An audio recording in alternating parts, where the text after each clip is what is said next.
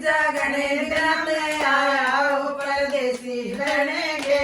जीजा घने दिनों में आया वो परदेसी बहने के जीजा लड्डू क्यों ना लाया वो टरक भरेंगे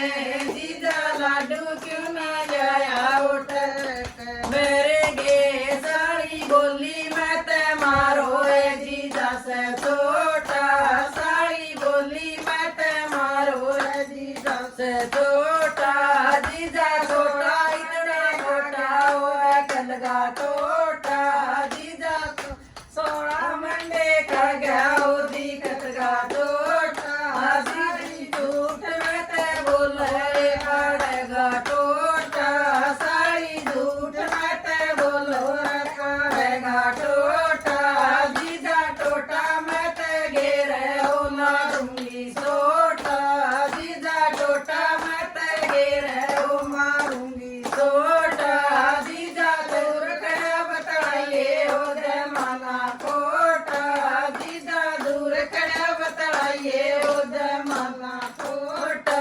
जीजा सजे सजे आइए हो मेरा छोटा जीजा सजे सजे आइए हो मेरा छोटा जीजा छोटा इतना छोटा हो है कलगा टोटा जीजा छोटा इतना छोटा हो है कलगा टोटा की कर सूड़ में सूड़ सारे बराती धूड़ में धूड़ की कर सूड़ में सूड़ सारे बराती धूड़ में धूड़ काची की कर सकल बिना सारे बराती अकल बिना